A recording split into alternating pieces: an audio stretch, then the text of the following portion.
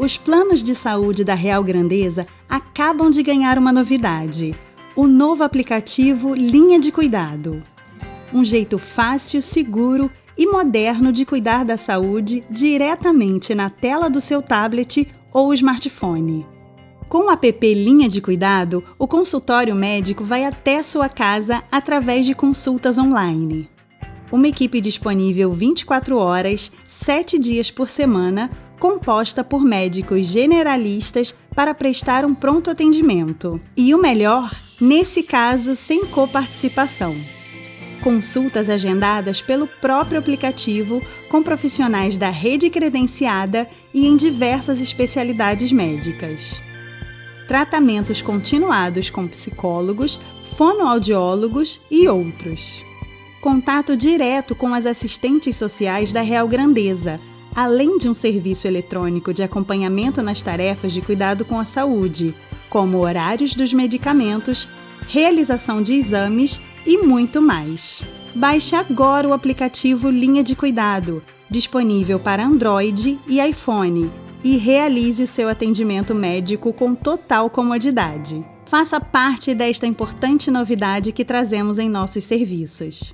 Real Grandeza, nosso principal plano é cuidar de você. Acesse também através do site www.frgsaude.com.br.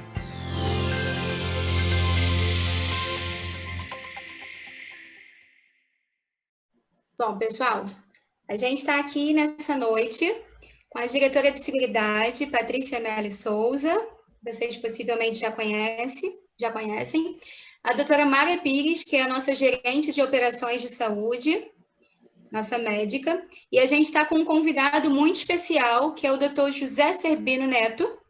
Ele é médico infectologista, ele é pesquisador do Instituto DOR, mestre em doenças infecciosas pela UFRJ, doutor em epidemiologia pela Escola Nacional da Saúde Pública, pela Fiocruz, e ele é pesquisador titular e chefe do Laboratório de Pesquisa em Imunizações e Vigilância em Saúde, também pela Fiocruz. Ele vai trazer uma explanação a respeito das vacinas para a Covid-19. A gente já vem recebendo muitas perguntas de vocês nos grupos de WhatsApp, via e-mail. O plano vai cobrir? Qual é a vacina mais indicada para o meu caso? Então, a gente vai trazer aí uma explanação a respeito desse tema, tá bom? Eu passo a palavra agora para a Patrícia Mello, para dar aí as boas-vindas a vocês e ao doutor Cerbino. Olá, boa tarde a todos. Fico muito feliz com a participação de vocês aqui. É muito importante. A maior arma contra o Covid-19, sem dúvida, é a informação. Em primeiro lugar, eu queria agradecer a parceria com a Rede DOR por ter disponibilizado aqui, né, o nosso acesso e o tempo do Dr. José para que possa nos trazer suas palavras acerca desse tema que muito nos interessa, de todos sobre a questão das vacinas. A Redor, ela possui um instituto que é muito renomado, de nome internacional, que é o IDOR, que, por coincidência, aqui em Botafogo, no Rio de Janeiro, no mesmo bairro da nossa sede, da Fundação Real Grandeza,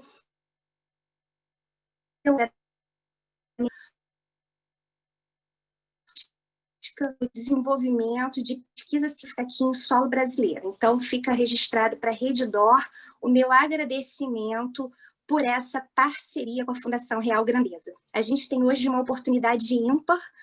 O Dr. José está envolvido na pesquisa de desenvolvimento da vacina, então eu espero que vocês aproveitem. Eu queria convidar todo mundo a usar novamente a nossa plataforma, que é a www.frgsaude.com.br. Repetindo, www.frgsaude.com.br. Nela, você tem médico disponível 24 horas, 7 dias por semana, num esquema de plantão, sem cobrança de coparticipação, pronto para atendimento de casos de média e baixa complexidade, além também de você poder fazer a marcação de consultas com dia e horário pré-determinados com especialistas. Em caso de Covid, né, nós pedimos a todos que procurem as emergências dos hospitais que estão preparados para atender esse tipo de demanda. Em relação à questão da vacina, como vai se comportar a Fundação Real Grandeza, essa questão é uma questão que vai ser tratada pelo legislador, pelo Estado brasileiro. Então, ainda existe uma dúvida, né? Quer dizer, a gente tem o Estado de São Paulo dizendo que vai oferecer vacina, o governo federal, algumas fontes já disseram que pretendem centralizar isso como uma medida única. Creio que o doutor José também pode até abordar como está essa questão, mas o que eu posso falar é que, se em algum momento houver a necessidade do plano de saúde fazer essa cobertura, né, e houver disponível a vacina, a Fundação Real Grandeza, como sempre, não vai poupar esforços para levar o melhor para o seu beneficiário e para proteger os seus. Essa é a nossa diferença, esse é o nosso motivo de existir. Quando essa crise da Covid bateu na porta do Brasil, a Fundação Real Grandeza imediatamente liberou as vacinas de gripe e a pneumo para os seus beneficiários que faziam parte do grupo de risco, independente de constar ou não no rol de procedimentos do plano de cada um. Fizemos uma força-tarefa para possibilitar que todos se vacinassem e recebessem essa da melhor, mais preparada possível que nós pudemos oferecer. Em relação a não vai ser diferente. Se o Estado não der, ou se houver uma possibilidade da gente agilizar essa vacina para os nossos, a Fundação Real Grande da saúde do judiciário, de verdade. Tá? Obrigada, doutora Márcia.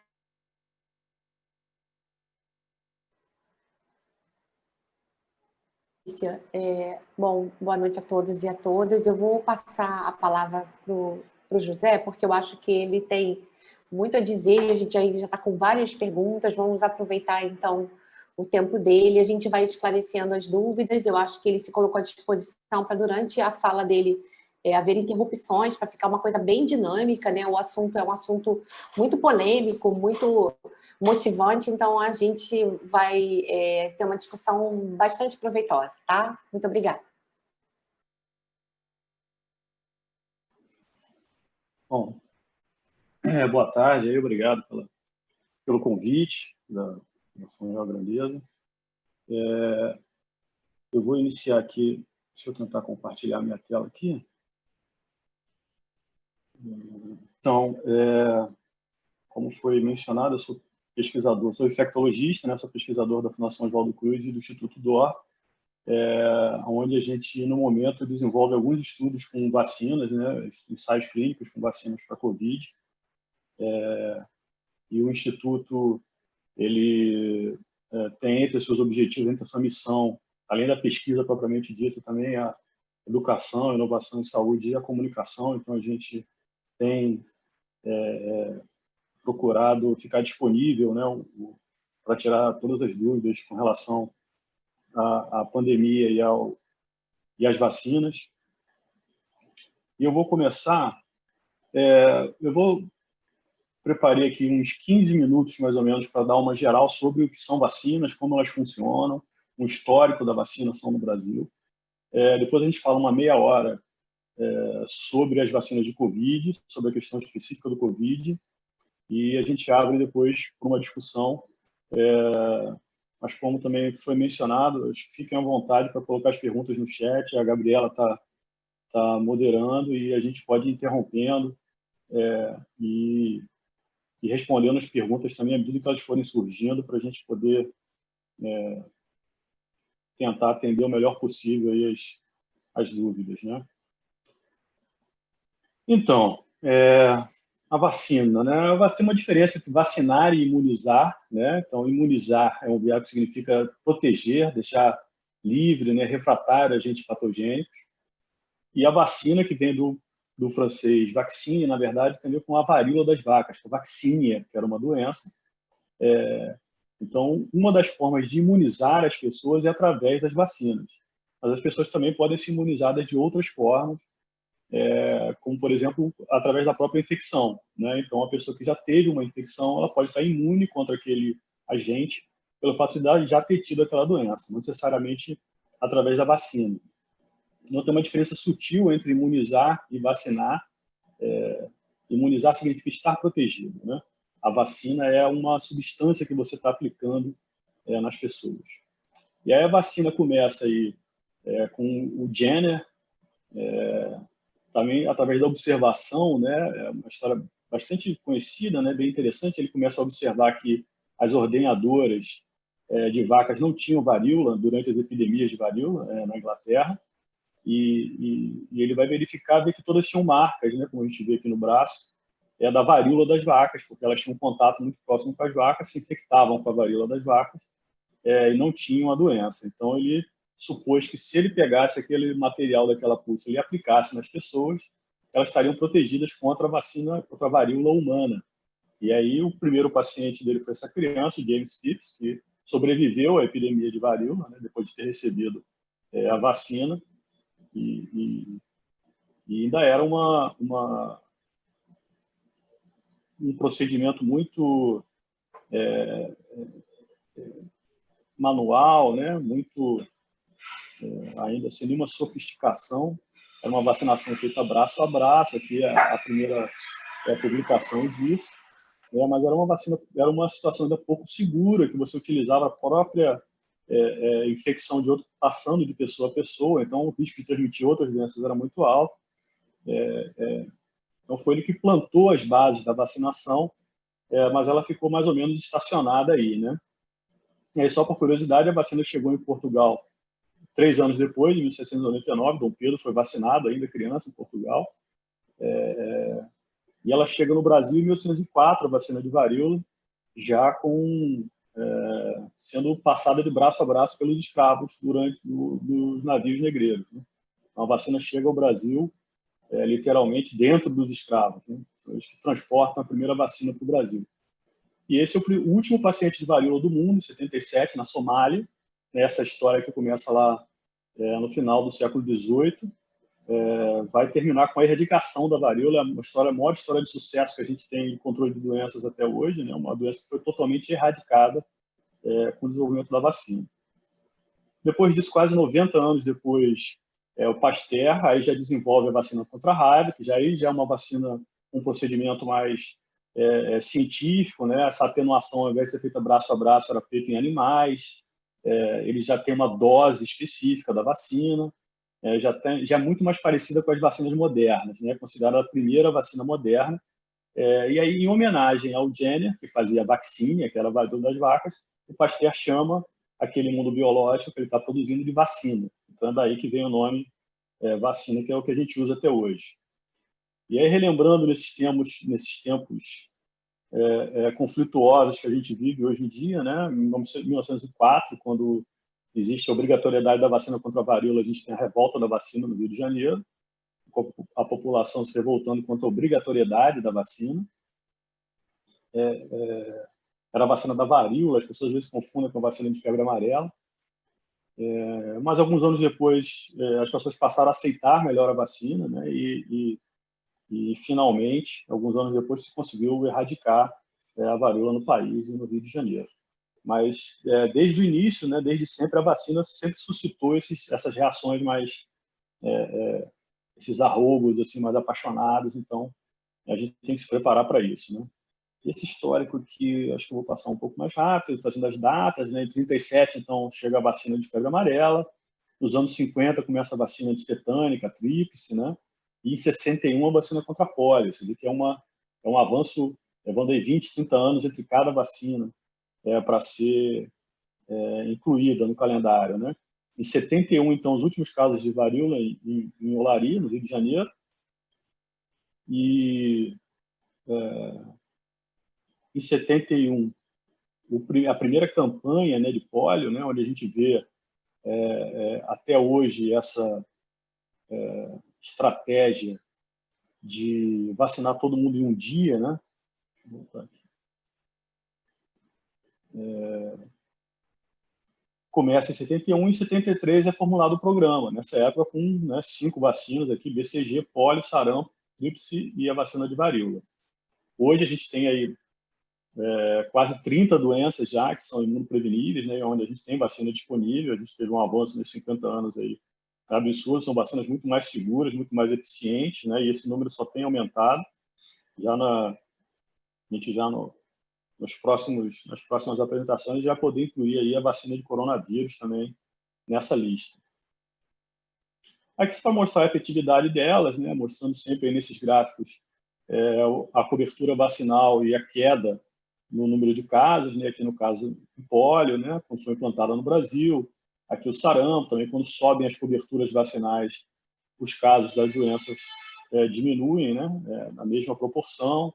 Aqui a eliminação do tétano neonatal, né, desde a introdução da vacina nas gestantes, é importante a vacinação das grávidas. A gente controlou o tétano neonatal assim. Aqui a tríplice, né, difteria, tétano e coqueluche também, caindo à medida que a aceitação da vacina aumentava. A hepatite B, que é uma doença que é uma das fortes candidatas a ser erradicada, né, uma das próximas doenças a ser erradicada. A vacina funciona muito bem e o vírus só se hospeda em seres humanos, não tem outros hospedeiros na natureza, então é uma doença que pode ser erradicada no futuro. O hemófilos, que causava meningite em crianças, causava croup, né, uma doença muito grave também em crianças, e que foi, com a vacina, a gente não vê mais essas doenças, né, felizmente. E aí, como é que se dá o processo de desenvolvimento clínico das vacinas, né? Então, assim, basicamente, você tem essa imunização, onde você injeta nas pessoas um antígeno, que a gente vai falar esse nome várias vezes ao longo da apresentação, né? O antígeno é a parte do agente infeccioso, né, da bactéria, do vírus, que faz estimular a resposta imunológica, as defesas do organismo.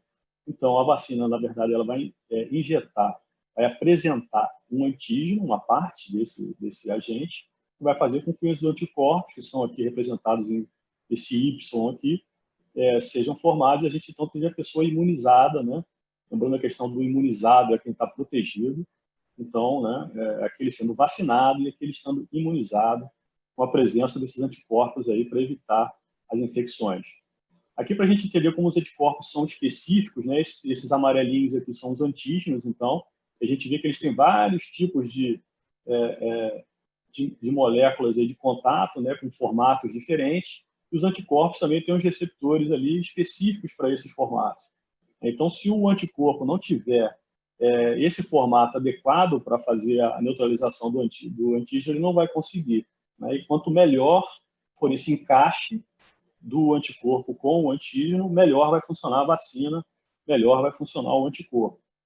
Existe também uma variação entre eles.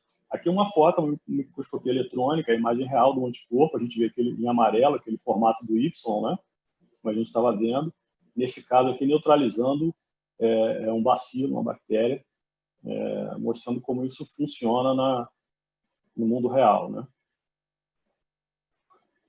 Quais os tipos de vacina, então, que a gente tem hoje para a Covid, né? Foi uma grande revolução, foi uma grande mudança de paradigma, né? Com relação às vacinas, à pandemia. A gente tem visto um desenvolvimento de várias plataformas novas. A gente não tem outras vacinas que utilizam essa mesma metodologia. Então, a gente tem as vacinas genéticas, né? Como, por exemplo, a da Moderna e a da Pfizer, que foi a primeira que teve a aprovação emergencial na Inglaterra, agora nos Estados Unidos, e foi já aprovada no Canadá também. São vacinas de RNA, são vacinas que a gente não tem outras vacinas com esse mesmo modelo disponíveis, né? Elas já vêm sendo desenvolvidas há alguns anos, mas a gente até hoje não tinha conseguido uma vacina realmente eficaz usando essa técnica. As vacinas de vetores virais inativados, né, que são como a vacina de Oxford, que é a vacina que a gente, no Brasil, tem um acordo de desenvolvimento, né, para provavelmente a vacina que a gente vai ter disponível em maior quantidade no Brasil. E ela utiliza um vírus para levar esse material genético até as células do corpo, né? É um vírus inativado, ele não se reproduz mais, mas ele consegue levar esse material genético até a célula.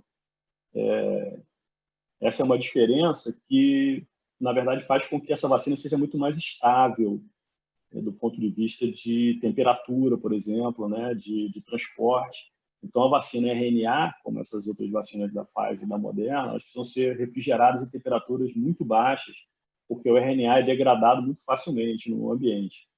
Essas vacinas que utilizam o vetor, o vírus inativado como um vetor, elas acabam sendo mais estáveis, são mais protegidas, na verdade, né? As outras são vacinas, essas aqui mais frequentes, já tem vários tipos de vacinas que utilizam proteínas, né? Pedaços do vírus, e as vacinas mais antigas são as vacinas inativadas, que a gente tem desde das vacinas antirrábicas de Pasteur, né? São vacinas inativadas, como, por exemplo, a Sinovac, que é a vacina que está sendo distribuída pelo Butantan, né? Uma vacina desse tipo é um modelo mais antigo de vacinas, mas a gente tem várias vacinas que seguem esse modelo hoje em dia e que funcionam, né? Então, esses seriam os principais, né? Aqui também a gente tem ouvido falar muito na mídia, ultimamente, ficou, né, uma coisa corrente, falar em fase 3, fase 2, fase 1, vacinas que estão em fase 3, né? Então, assim, para a gente ter uma ideia de como é que é esse desenvolvimento da vacina, a gente tem primeiro o que a gente chama de fase pré-clínica, onde as vacinas são desenvolvidas em culturas de célula, né, em laboratório, depois elas passam por testes em animais, em modelos animais, e aí se verifica se aquele antígeno, se aquele pedaço do agente que está sendo utilizado consegue gerar a produção de anticorpos, consegue gerar a produção de anticorpos nesses animais aqui. Uma vez verificado isso, você passa para a fase clínica, que primeiro tem a fase 1, que são algumas dezenas de pessoas, para a gente verificar principalmente dose, ajuste da melhor dose, a segurança da vacina. Se ela se mostrar segura, a gente passa para a fase 2, onde você tem centenas de pessoas sendo vacinadas. E, de novo, você vai avaliar a segurança e já vai avaliar também a imunogenicidade, a capacidade dela produzir anticorpos nas pessoas. E se ela for aprovada na fase 2, ela então passa para a fase 3, onde a gente tem milhares de pessoas sendo vacinadas, né? E aí onde a gente vai medir realmente, além da segurança e da imunogenicidade, a eficácia da vacina, se ela consegue realmente proteger contra a doença, né? São esses estudos fase 3. Isso aqui, numa situação normal, esse desenvolvimento leva em média 15 anos, entre 15 e 20 anos, né? Você tem aí 5 a 10 anos de fase pré-clínica, depois em torno de 3 anos para cada uma dessas fases clínicas. É o que a gente tem visto aqui no SARS-CoV-2, no caso do Covid, né? Esse desenvolvimento aconteceu em torno de 6 a 9 meses, né? Foi uma velocidade que nunca antes foi vista, né? O que foi feito, a gente vai falar mais um pouco ali sobre o que permitiu essa velocidade no desenvolvimento das vacinas, mas um dos fatores que permitiu isso foi ter feito essas fases simultaneamente, né? Então, ao invés de você esperar completar uma fase para iniciar outra, né? Essas fases já foram sendo emendadas uma na outra, isso encurtou muito tempo para o desenvolvimento da vacina. Então, hoje, a gente tem aí, no estágio atual de desenvolvimento, esses são números dessa semana, porque isso muda toda semana, né? Mas a gente tem em torno de 41 vacinas em fase 1, aquela primeira fase, 16 em fase 2, 16 já em fase 3, que é a última fase de avaliação. 5 vacinas já liberadas para uso em situações, né, de uso emergencial, com uso limitado ainda. 2 vacinas já aprovadas, e uma vacina que foi abandonada porque não se mostrou eficaz. Essas, então, são as que estão em estágio mais avançado. A gente tem a da Pfizer, né, BioNTech, que é a vacina de RNA, que foi aprovada já no Canadá. e já está em uso emergencial nos Estados Unidos e na Inglaterra. Ela está na fase 3 ainda, né? Essas vacinas, quando elas são aprovadas para uso emergencial, elas continuam o estágio de desenvolvimento delas, mas com os primeiros resultados obtidos, já você consegue determinar que ela seja razoavelmente segura, já demonstra alguma eficácia. No caso das vacinas de coronavírus, foi estipulado um limite de 50%, elas têm que ser pelo menos 50% eficazes. E aí, considerando a situação de pandemia que a gente vive, elas já são liberadas para um uso emergencial, mas elas seguem em fase 3. Então, à medida que novos dados forem sendo surgidos, o uso dessa vacina pode ser ajustado, né, com relação à dose, a opções melhores que outras, né? A Moderna, que provavelmente é que vai ser aprovada em sequência nos Estados Unidos, né, que também é uma vacina mRNA, uma vacina americana. Depois as vacinas de adenovírus, que estão já em fase 3, a gente tem a vacina da CanSino, uma vacina chinesa, a Gamaleya, que é a Sputnik, que é a vacina russa. Chegou também a ter alguma negociação aí com o estado do Paraná, se seria utilizado aqui ou não, mas isso parece que não evoluiu. A vacina da Johnson & Johnson, que é da Janssen, está em teste no Brasil também, a gente tem testado ela aqui no Brasil, está também na fase 3. A vacina de Oxford, né, que a gente também faz os ensaios dela no IDOR, né? A gente tem um centro no Rio de Janeiro e um em Salvador, usando a vacina. A gente tem no IDOR quase 4 mil voluntários já vacinados utilizaram essa vacina na fase 3. Depois as vacinas de proteína, a Novavax, a Vector, que já está em uso na Rússia, e as inativadas, entre a da Sinopharm e a da Sinovac, que é a vacina que está sendo desenvolvida pelo Butantan, né, que já está em uso limitado também na China. Tem um uso lá ainda pré-aprovação. Então, essas são as principais candidatas, né? A diferença delas aqui, algumas diferenças, número de doses, né? A maioria em 2 doses, a da Janssen com 1 dose só. O tipo de refrigeração que elas precisam, umas precisam menos 80 da Pfizer, menos 20 a da Moderna. Isso dificulta muito a logística da vacina, né? Os ultra-freezers, que a gente chama, que são os freezers menos 80, não são muito disponíveis, em geral estão restritos a hospitais e laboratórios. Você não tem isso, por exemplo, em clínicas de vacina, em postos de saúde. É um equipamento caro, né? Então, assim, para países em desenvolvimento, essa vacina fica muito restrita, o uso dela por conta da necessidade de resfriamento. A vacina da Astra e da Janssen, que utilizam refrigeradores comuns, o que facilita muito a utilização delas nessas outras circunstâncias. A gente até agora não teve relatos de eventos adversos sérios, né, associados a elas. Houve uma preocupação com relação à Pfizer. Foram 2 reações alérgicas graves, com sinais de anafilaxia, mas é um evento relativamente comum, né? A gente tem anafilaxia a alimentos, né? Pessoas que têm anafilaxia com diversas comidas, praticamente todos os medicamentos, todos os remédios podem fazer anafilaxia. Então, pessoas com história de alergia grave, nesse momento, devem evitar o uso da vacina da Pfizer, até que a gente tenha mais claro exatamente quais são os fatores de risco, né? Quem tem um risco maior de ter uma reação alérgica a essa vacina ou não.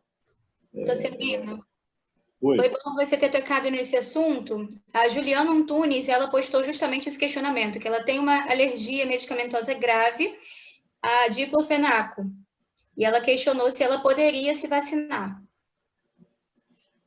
Com a vacina da Pfizer, não. Né? Nesse momento, as pessoas que têm reações alérgicas graves, que são, aí, no caso, reações com sinais de anafilaxia, aquela reação do tipo imediata, aquela pessoa que toma um remédio e aí, algumas horas depois, ela já está com uma urticária, ou já tem dificuldade respiratória. São esse tipo de reação alérgica imediata que contraindica o uso da vacina da Pfizer nesse momento. Para as outras vacinas, a gente ainda não tem essa informação, então, nesse momento, não há contraindicação pelo fato de ter apresentado uma alergia grave. Agora, o grande desafio aí é que são substâncias novas, né? Porque, por exemplo, se você for exposto já ao diclofenaco, você sabe que você não vai poder usar o diclofenaco novamente porque você já teve alergia, né? Se você tem alergia com amendoim, você sabe que você não vai poder comer amendoim mais. Mas como a gente está tratando de substâncias novas, né, a maioria das pessoas nunca teve contato com nenhuma dessas substâncias que estão na vacina. Então, o risco de uma reação alérgica inesperada né, vai existir. Então, assim, por isso a recomendação, como as pessoas que têm história de anafilaxia para alguma substância têm um risco mais alto de desenvolver anafilaxia para outras substâncias, nesse momento, para a vacina da Pfizer, quem tem história de anafilaxia, de alergia grave, não deve ser vacinado com essa vacina. As outras vacinas a gente vai ainda entender, e é possível que no futuro, com a continuação do uso da Pfizer, a gente consiga determinar com mais clareza se você, por exemplo, que tem alergia a diclofenaco especificamente, teria um risco ou não de tomar essa vacina, né? Mas nesse momento, a recomendação é que quem tem história de anafilaxia não receba a vacina da Pfizer. Então, sobre a proteção de idosos, né, assim, a eficácia delas variaram aqui de 95% a 60%, né, a gente não tem os dados da Janssen. E a proteção em idosos, a gente sabe que as duas vacinas de mRNA foram testadas em idosos também e conferiram proteção. A vacina da Astra deu uma proteção inferior aos idosos, mas o número de idosos vacinados no estudo da vacina de Oxford foi menor. Então, a gente vai precisar ter mais tempo de seguimento para poder saber exatamente o quanto ela protege nessa faixa etária. E o da Janssen também a gente não teve ainda essa divulgação com relação à proteção em idosos, que é o mais importante nesse momento onde a gente vai estar vacinando inicialmente o grupo dos idosos. Então, aqui só vou mostrar a participação do IDOR, né, no ensaio da vacina de Oxford. A gente tem aí, né, quase 4.000 pessoas incluídas já, estão concluindo já a segunda dose da vacina, né, a gente não teve maiores intercorrências. Tivemos alguns eventos adversos, que é comum, né, as reações colaterais, como eu falei, para qualquer medicamento, para qualquer vacina, um percentual de pessoas vai ter alguma reação a eles, mas não foi nada acima do esperado do que a gente vê em outras vacinas, né? Lembrando também que a gente tem, né, nesses estudos, um grupo placebo, quer dizer, um grupo que não toma a vacina, eles tomam ou, dependendo do desenho do estudo, ou uma substância inerte, né, como um soro fisiológico, alguma coisa assim, ou uma outra vacina, ou no caso da vacina de Oxford, a gente aplicava a vacina contra meningite, o grupo controle. Então, essas pessoas que estavam no grupo controle também estavam expostas, continuavam expostas ao Covid, né? Então, você ter casos de Covid nesse grupo faz parte, é o esperado, é a forma, na verdade, como a gente calcula a eficácia, né? A diferença do número de pessoas infectadas no braço controle para o número de pessoas infectadas que tomou a vacina. Então, é dessa maneira que a gente calcula o quanto a vacina está protegendo as pessoas que são vacinadas. Então, algumas perguntas têm surgido, né, com frequência, e a gente tem respondido. Como é que essas vacinas contra o Covid puderam ser produzidas tão rapidamente, sem comprometer a segurança delas, né? O que aconteceu para elas estarem prontas tão rápido, né? A gente, no início da pandemia, se falava muito, a vacina mais rápida até hoje levou 5 anos para produzir, que foi a vacina da cachumba. Então, a gente espera alguns anos até ter essa vacina pronta. Mas a gente está vivendo uma situação diferente, né? Isso acabou proporcionando esse desenvolvimento mais rápido, né? Então, a gente primeiro teve um avanço no sequenciamento genético. Hoje em dia, a gente consegue sequenciar o vírus muito rapidamente, né? Então, o vírus foi descoberto em dezembro, foi identificado em dezembro de 2019, em janeiro de 2020 ele já estava sequenciado. Isso há 5, 10 anos atrás era impossível, levaria meses para a gente sequenciar esse vírus. Hoje em dia você sequencia um agente em horas até, né? O compartilhamento rápido de informações também, né? Esse vírus foi sequenciado e o sequenciamento dele foi publicado. Então, no dia seguinte do sequenciamento, todos os fabricantes de vacina tinham acesso à sequência genética deles. Agiliza muito também a produção de vacinas, né? Foi feita também a adaptação de vacinas já existentes, tanto as vacinas de mRNA quanto as vacinas de adenovírus, né? São vacinas que foram desenvolvidas para outros agentes inicialmente. Mas são plataformas que são mais flexíveis do que as vacinas tradicionais. Então, uma vez você tendo uma plataforma, um adenovírus, que leva um código genético de um agente para fazer a vacina, você consegue só adaptar aquele código genético, alterar o código genético que ele está levando, e a vacina muda de foco, de alvo, né? Então, foi muito mais simples fazer essa adaptação. A vacina de Oxford, por exemplo, era uma vacina que foi originalmente desenvolvida para outro coronavírus, o coronavírus que causava doença no Oriente Médio, e que fez algumas epidemias a partir de 2010, 2015. Então, era uma vacina que estava sendo desenvolvida para ele. Quando surgiu o SARS-CoV-2, foi fácil adaptar essa plataforma para outra doença, né? A colaboração intensa, né? Hoje em dia, a maioria dessas vacinas estão sendo desenvolvidas por mais de um grupo, né? Você vê Oxford, AstraZeneca, Pfizer, BioNTech, a maioria desses são colaborações, né? Isso também cria sinergias que fazem com que a vacina fique pronta mais rápido. O financiamento, né? Do momento de pandemia, onde o mundo estava parado, né? Ainda estamos, né, de certa forma, parados por conta da pandemia.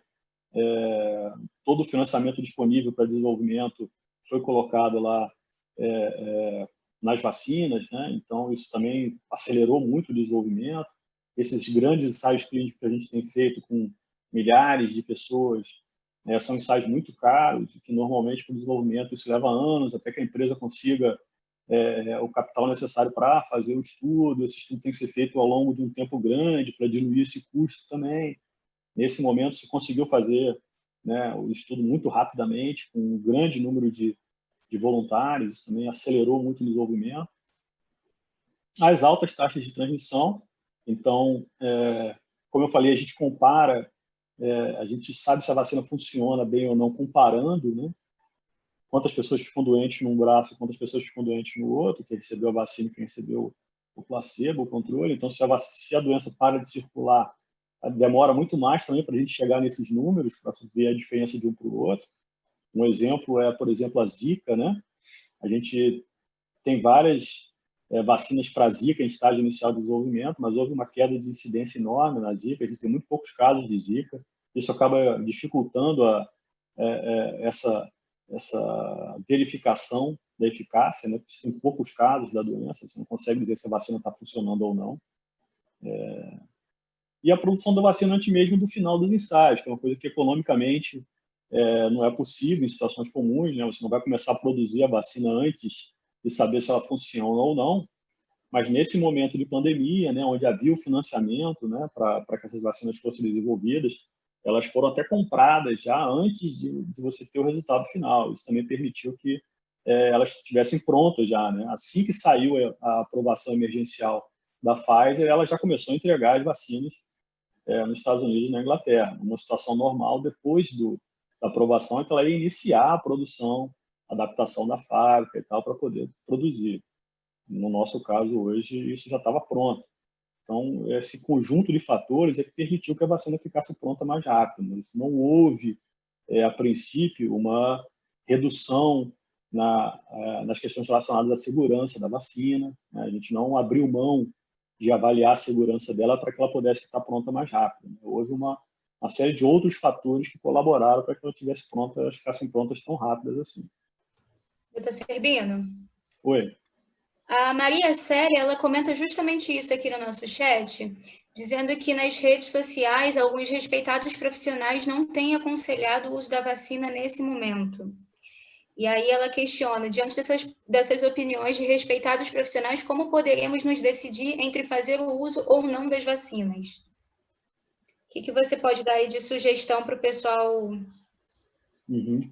Como eu falo, a gente vai comentar mais na frente, a gente tem resistência ao uso da vacina, né? Mesmo vacinas já consagradas, né? Vacinas que têm já o uso há muito tempo. Até hoje a gente tem grupos que duvidam da eficácia das vacinas ou que acreditam que as vacinas podem trazer algum risco, né?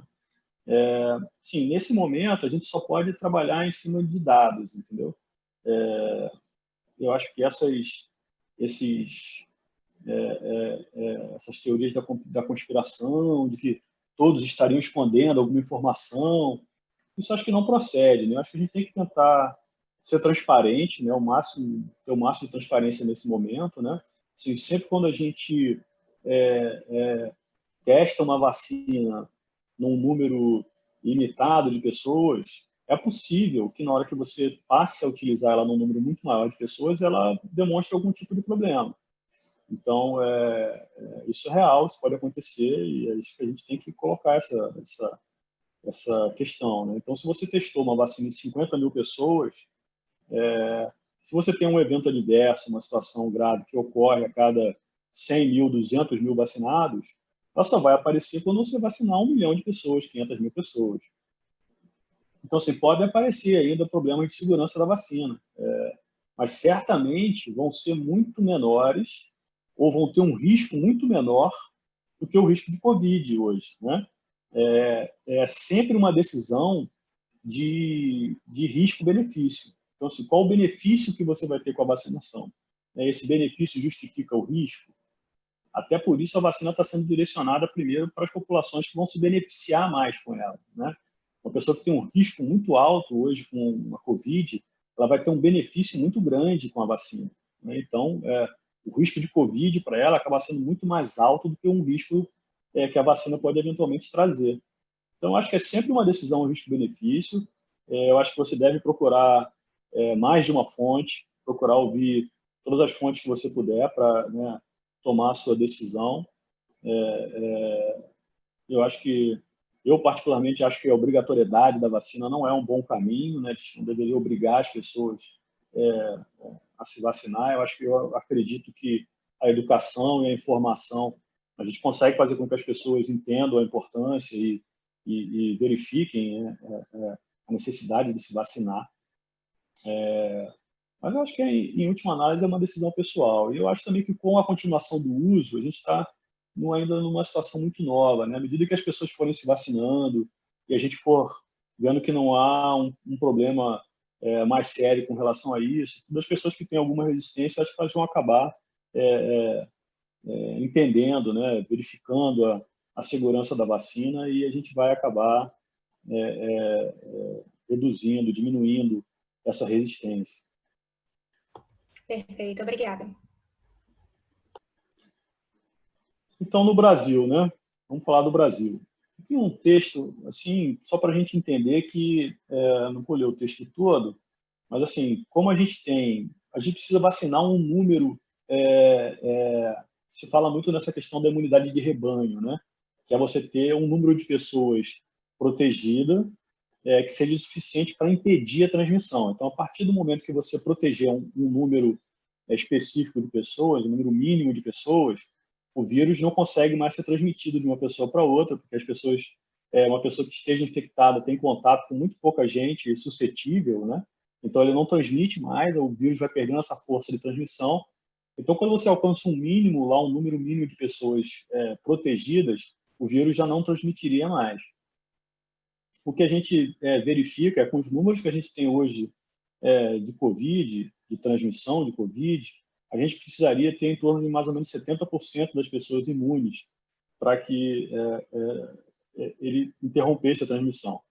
E a gente não vai ter esse número, até por conta da disponibilidade da vacina, o número de doses disponíveis inicialmente, a gente não vai conseguir imunizar 70% da população de imediato.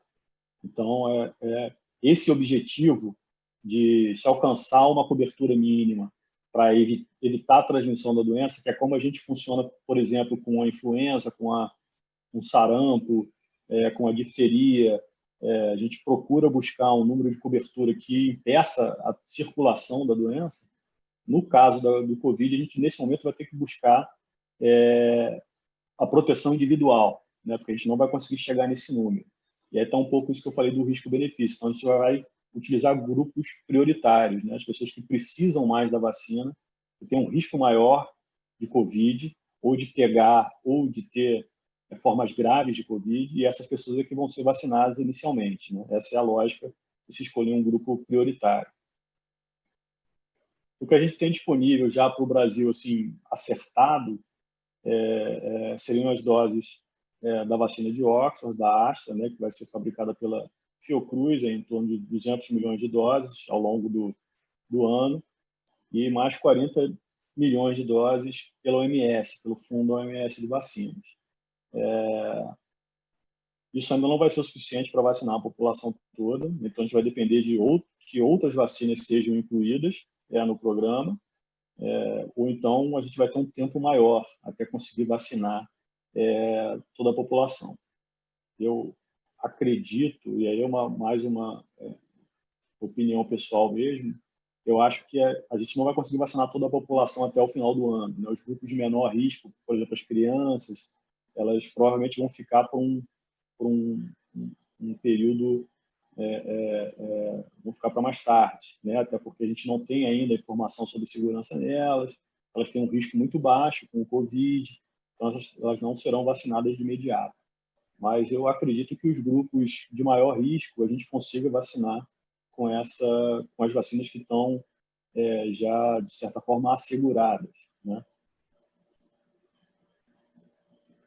Os grupos, então, são os grupos que saíram, agora a gente participou, né? Eu participei da elaboração do plano de vacinação, do Plano Nacional de Vacinação de Covid, e os grupos das 3 primeiras fases, né, os 3 primeiros grupos, então, seriam os trabalhadores de saúde, no primeiro grupo, pessoas de 75 anos ou mais, pessoas de 60 anos ou mais institucionalizadas, então, pessoas que estão em asilos, né, em casas de repouso, onde o risco de transmissão também é mais alto, população indígena aldeada e comunidades ribeirinhas e tradicionais, que é um grupo pequeno e que tem um risco muito alto também com a doença.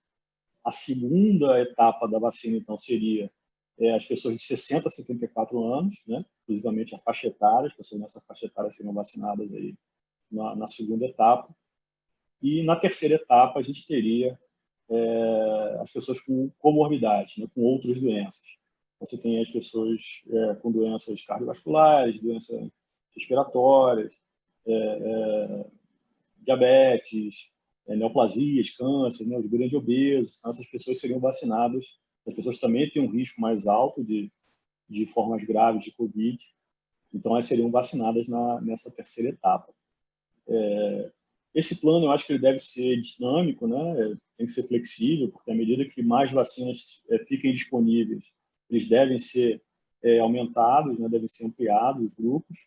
E eu, particularmente, acho que o foco deve ser vacina para todos, né? A gente deveria conseguir vacinar todas as pessoas, ou pelo menos oferecer a vacina para todos que desejem se vacinar.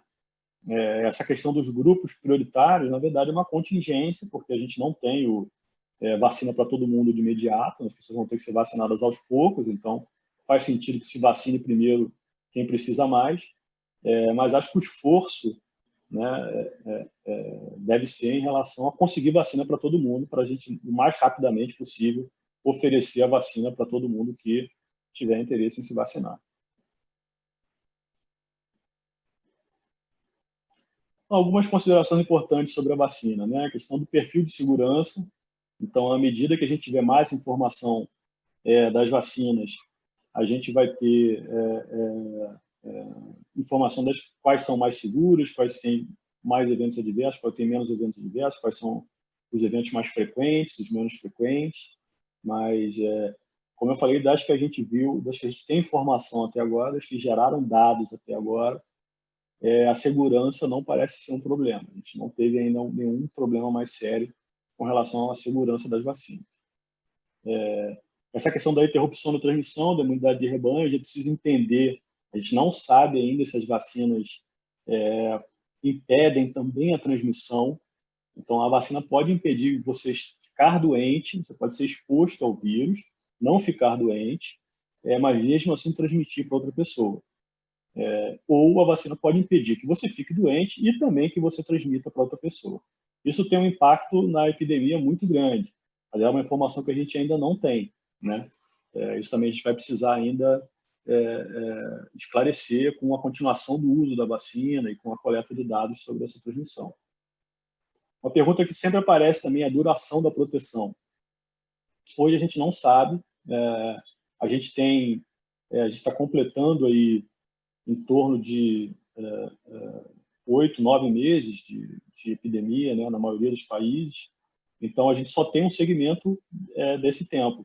A gente não sabe, além disso, para quanto tempo essa proteção vai ser duradoura. O que a gente sabe é que os outros coronavírus, né, a gente tem umas 4 coronavírus que fazem resfriado, né, causam doença respiratória nos seres humanos, e esses outros coronavírus eles não conferem proteção duradoura, né?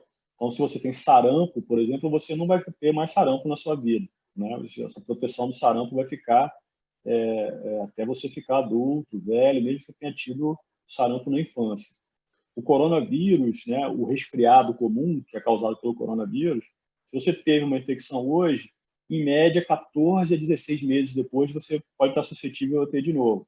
Então, mais ou menos 1 ano e meio, esses anticorpos começam a cair. Mas a gente não tem ainda nem 1 ano e meio de observação do Covid, então a gente nem sabe se o comportamento dele vai ser igual ou não ao dos outros coronavírus, né? Existe essa possibilidade. A gente viu alguns casos de reinfecção, mas foram casos muito raros, né? A gente tem aí na casa dos milhões de casos de Covid no mundo hoje, e tem poucos casos de reinfecção ainda, mas a gente tem também um período muito curto ainda de segmento, então a gente vai precisar observar mais tempo para saber se essa proteção é duradoura ou não. Isso vai provavelmente impactar também a duração da vacina, né? Se essa proteção não for duradoura, é possível que a gente precise ter revacinações, né?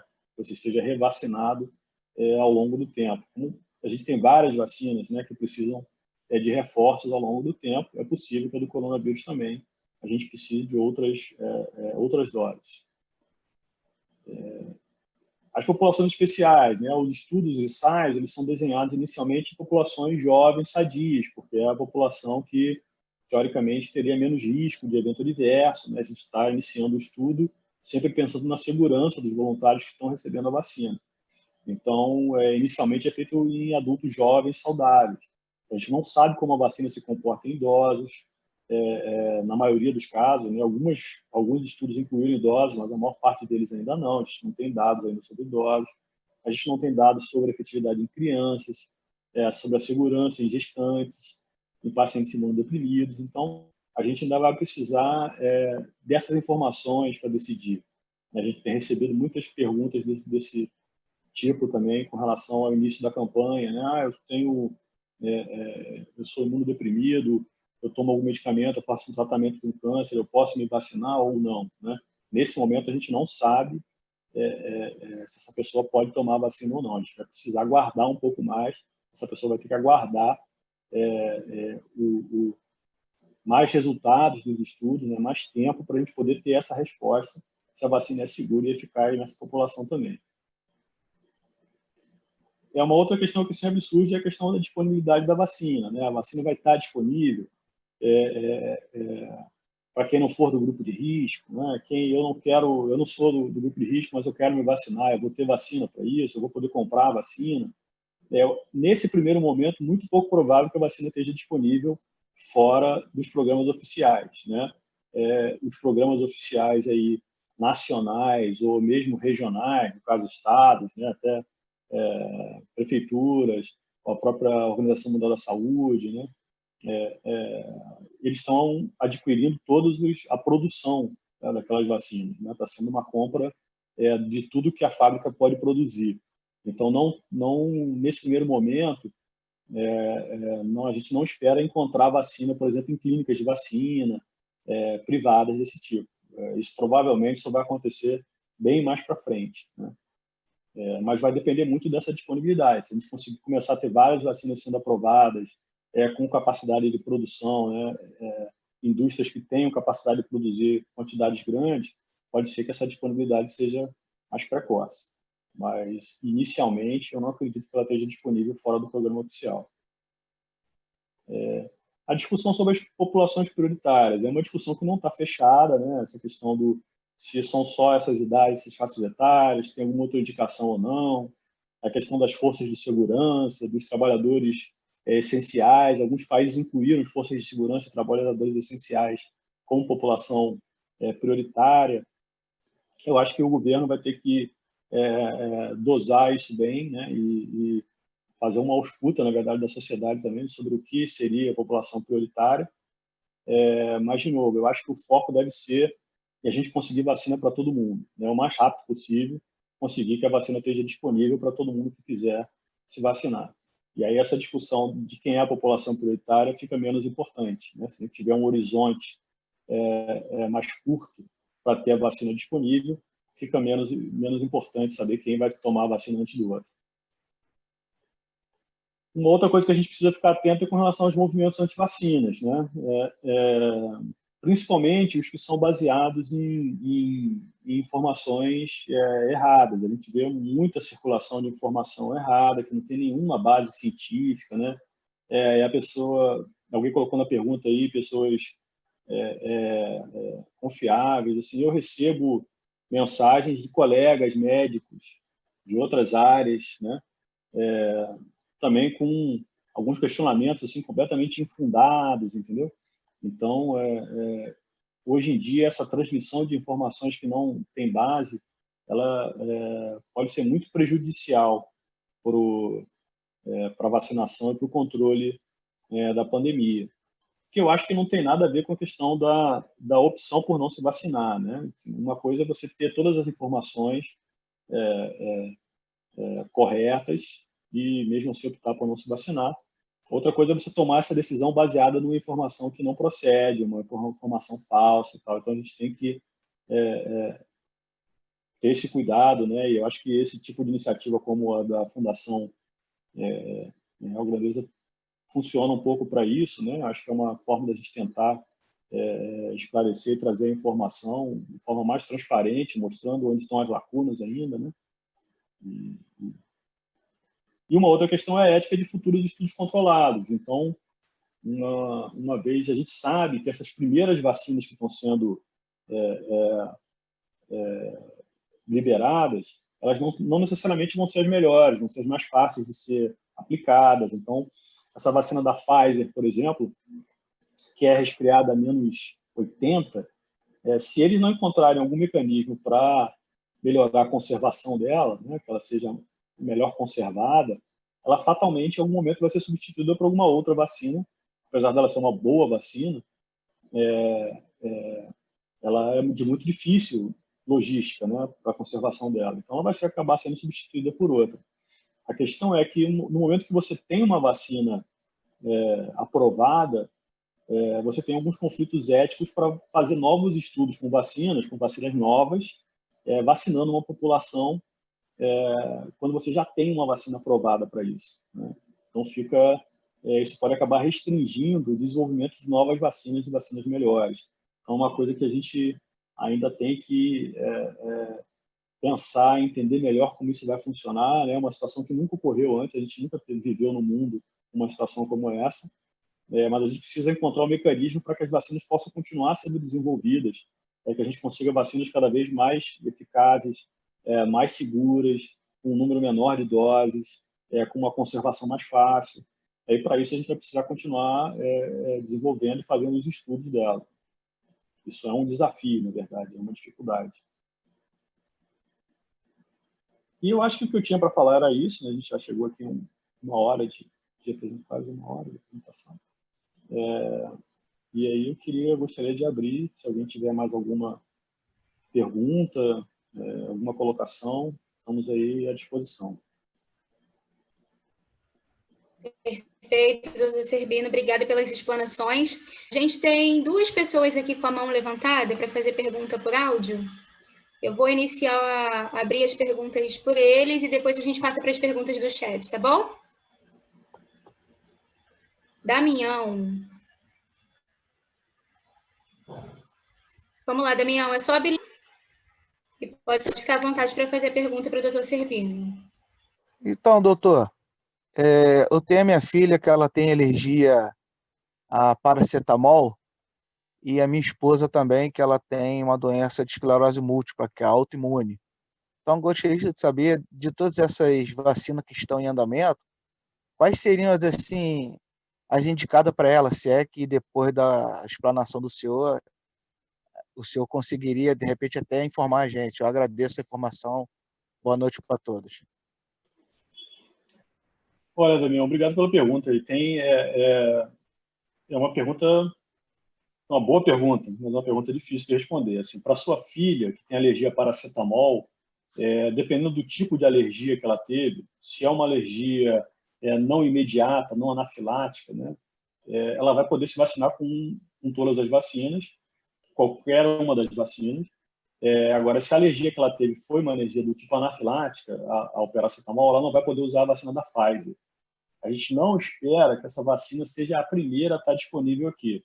No Brasil, provavelmente, a gente vai ter a primeira a ficar disponível devem ser a do Butantan e a vacina de Oxford. Para elas, hoje, no momento, não há uma contraindicação para pessoas alérgicas, né, contra paracetamol, mas, como eu falei, provavelmente a sua filha não vai estar nas indicações iniciais. A gente vai ter tempo para observar melhor e ter uma informação melhor sobre isso. A sua esposa já é um quadro um pouco mais preocupante, a questão da esclerose múltipla. A gente tem algumas vacinas que são contraindicadas para pessoas com esclerose múltipla. Elas podem funcionar como um precipitante para isso. Não está muito bem esclarecido esse mecanismo com relação especificamente à esclerose múltipla. Então, para ela, a gente vai ter que ter uma informação mais consolidada. Nessa primeira leva de vacinação, a sua esposa provavelmente não vai ser vacinada. Ela não deve ser vacinada até que a gente tenha mais informação dos estudos se é seguro para ela ou não receber a vacina. Obrigada, doutor Cerbino. Aproveitando, porque esse foi um tema bastante questionado referente à alergia, e algumas pessoas perguntaram se é somente alergia a medicamentos ou se quem tem também anafilaxia alimentar, se também evitaria a vacina da Pfizer, a qualquer medicamento? A vacina da Pfizer, e aí a gente tem que deixar bem claro que é especificamente para essa vacina da Pfizer. No momento, pessoas com qualquer anafilaxia têm contraindicação a receber essa vacina. Então, se você tem anafilaxia quando você come ovo, quando você come camarão, quando você toma qualquer medicamento, se você já tem história de ter tido uma reação anafilática, você não deve receber a vacina da Pfizer. Para as outras vacinas, nesse momento, isso não é a mesma conduta, né? A gente só contraindicaria para quem tem alguma reação anafilática algum componente da vacina. Então, por exemplo, se você tomar a primeira dose ou da vacina de Oxford ou da vacina do Butantan e tiver uma reação imediata alérgica, você vai ter uma contraindicação para a segunda dose, porque essas reações subsequentes tendem a piorar, né? Cada vez que você é exposto, quem tem anafilaxia sabe, cada vez que você é exposto àquele medicamento, as reações tendem a ficar mais graves. Então, nesse momento, para a vacina da Pfizer, quem tem anafilaxia a qualquer coisa, qualquer alimento, qualquer medicamento, tem contraindicação. Para as outras vacinas, não. Isso não seria uma contraindicação. Perfeito. O Roberto Rodrigues ele está perguntando se é verdade que estas vacinas podem alterar o DNA das pessoas. Não, isso também é uma informação que circula, né, tem circulado com muita velocidade, de forma muito rápida aí na internet. Isso tem gerado algumas discussões. Assim, o que a gente tem de informação, eu não trouxe a explicação exata, porque ela é um pouco complexo, o mecanismo de ação. Mas, basicamente, o que o RNA faz, ele entra na célula do indivíduo, ele vai usar, digamos assim, o alimento que a célula tem para produzir as proteínas da vacina, que a vacina precisa entregar, e aquilo vai se deteriorar, aquele mRNA vai se deteriorar, porque ele não é um DNA humano, né? Não é um DNA que é incorporado ao ser humano. A gente tem alguns agentes infecciosos que podem se incorporar ao DNA, são os que a gente chama de oncovírus. Então, quando a gente fala, por exemplo, no HPV, que é um vírus que tem, inclusive, uma vacina para ele, que pode causar câncer de colo de útero, ele é um oncovírus, é um vírus que ele consegue se integrar ao DNA do hospedeiro, e ali ele acaba gerando um processo de neoplasia, de tumor, né? Acaba formando um câncer ali por conta dessa alteração que ele produz ali. Então, assim, acho que baseado nessa possibilidade, as pessoas começaram a fantasiar que a vacina poderia fazer isso, já que a gente está falando de RNA e DNA e tal. E, assim, o que eu posso dizer é que até o momento a gente não tem nenhuma evidência de que isso possa acontecer com a vacina, né? Nem do ponto de vista biológico, do ponto de vista teórico, isso a princípio não seria um risco, e a gente não observou ainda isso acontecer em ninguém. Então, no momento, é uma preocupação que a gente não tem, né, com relação a essa questão da incorporação. Excelente. O Sérgio Ventura ele questiona se já existe alguma estimativa do tempo de eficácia das vacinas. Pois é, Sérgio, que eu falei, a gente tem o tempo, a gente tem esses estudos dessas vacinas sendo conduzidos aí, elas começaram a ser aplicadas em julho, agosto, então são vacinas com 6, 7 meses de desenvolvimento. A gente sabe que esse no momento é o tempo de proteção que a gente sabe que elas conferem. A gente vai precisar de mais tempo de observação para poder saber exatamente. Quando você viu na apresentação, eu mostrei ali os tempos normais, em geral, uma fase 3 desse leva 3 anos. A gente fica observando as pessoas para seguir, para saber se os anticorpos permanecem ou não. A vacina da febre amarela, a gente até hoje tem dúvidas se fica até 10 anos, a gente precisa ou não fazer um reforço. Então, assim, são estudos muito demorados, você tem que seguir a pessoa durante 10, 20 anos para saber se aquele anticorpo vai estar ainda funcionando depois de 10 ou 20 anos. Então, é uma coisa que a gente vai saber à medida que o tempo for passando. Nesse momento, a gente sabe que eles funcionam em torno de 6 meses, nessas vacinas que estão sendo aprovadas, estão conferindo uma proteção nesse período.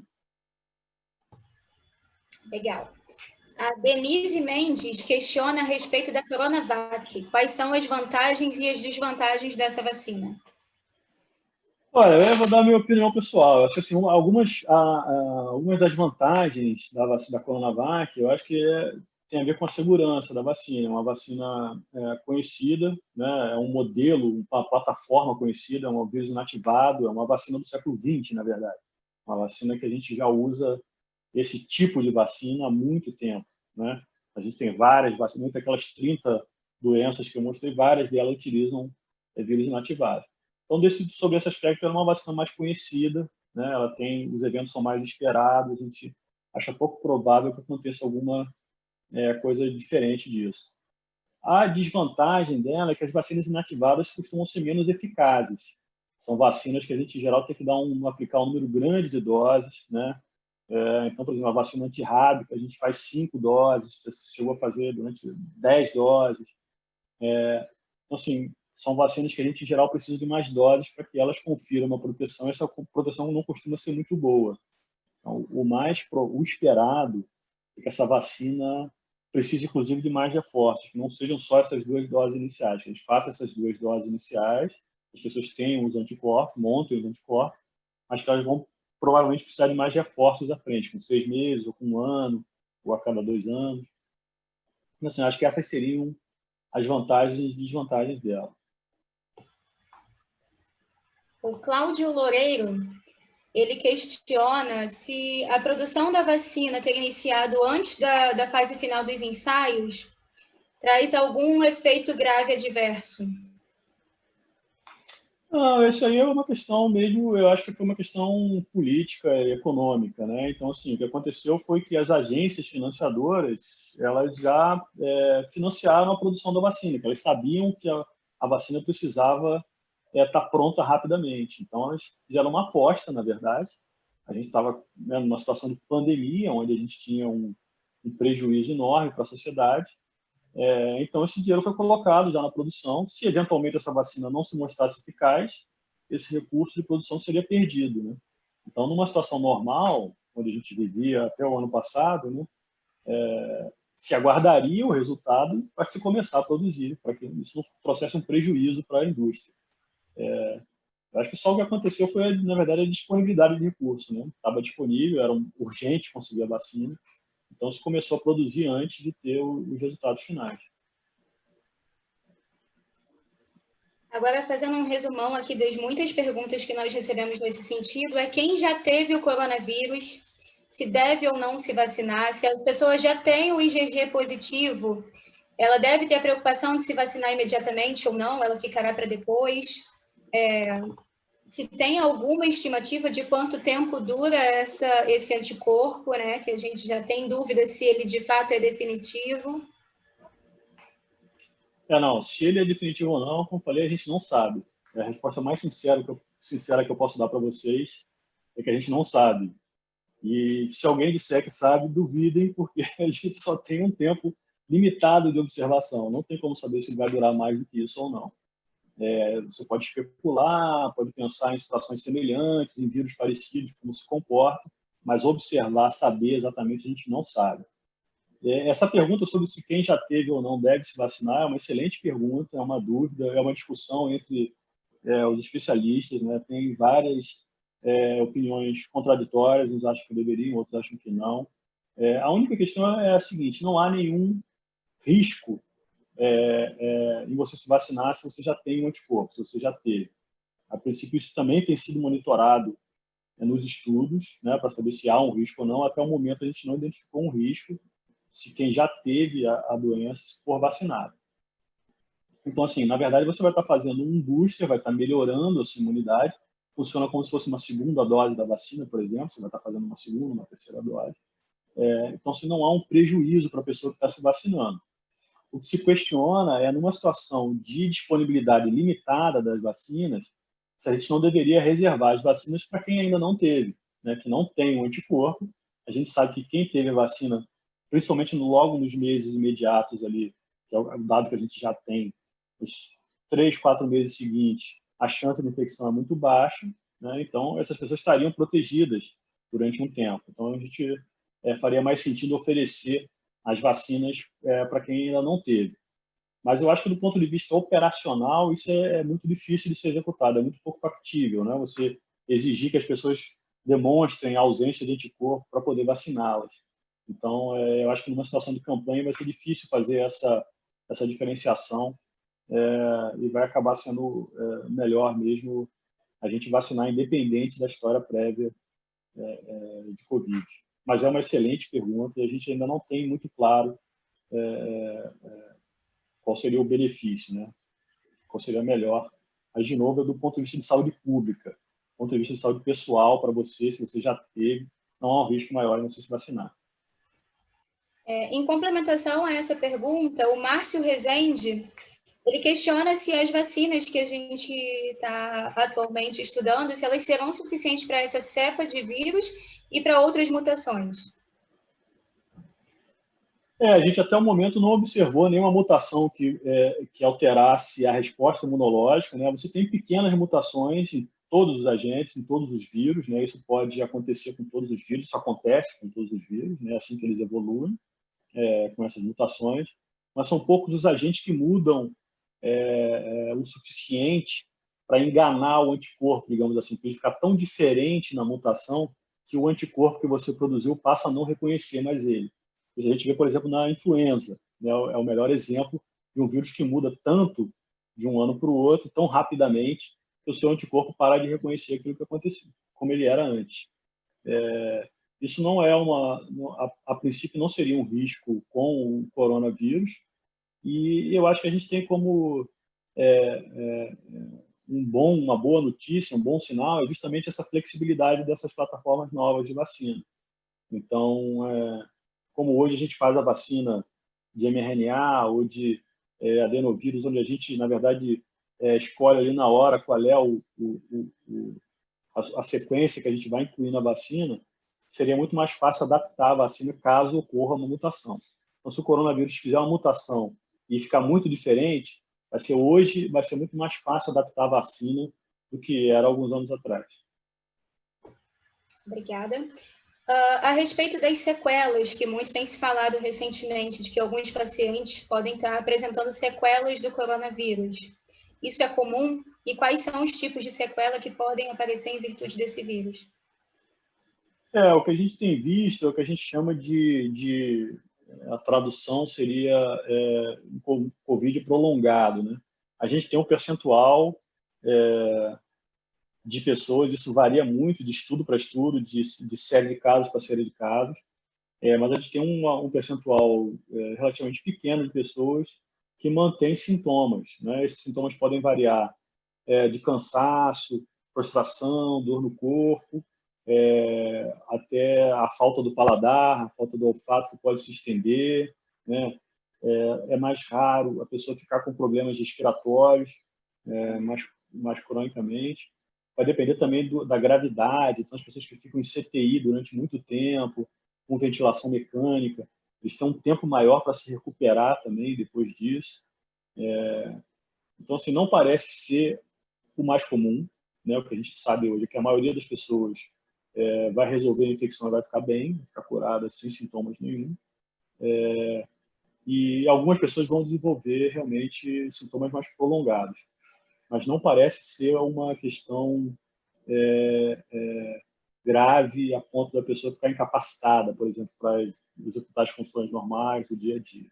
Mas a gente vai precisar de mais tempo para identificar quais seriam, por exemplo, os fatores de risco, né? Que pessoas têm um risco de ficar com essa manifestação crônica, que forma clínica, né? Tem a chance de trazer uma forma crônica dessa. Então, isso ainda a gente precisa de mais tempo para determinar. Doutor Cerbino, obrigada pelas explanações. Eu acho que a gente conseguiu esclarecer aqui boa parte das dúvidas que vinham surgindo referente ao coronavírus e também às vacinas para o coronavírus. Patrícia, você quer falar algo? Eu queria mais uma vez agradecer em nome da Real Grandeza pela sua disponibilidade em falar exclusivamente para os nossos beneficiários, isso é de extrema importância. Doutora Mária também, se quiser acrescentar algo, fique à vontade. Só o meu muito obrigada ao Cerbino.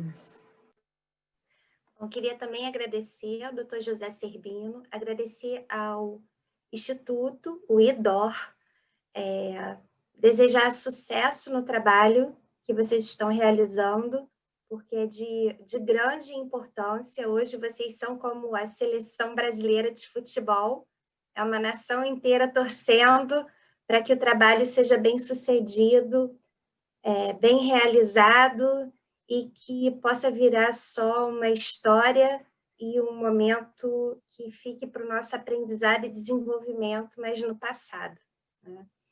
Agradecer a todos os beneficiários da Fundação Real Grandeza que participaram aqui desse evento, que assimilaram esse conhecimento, e eu peço que ajudem a difundir essa informação de qualidade em meio a tantas fake news e tanta desinformação que contribuem para o combate à Covid-19.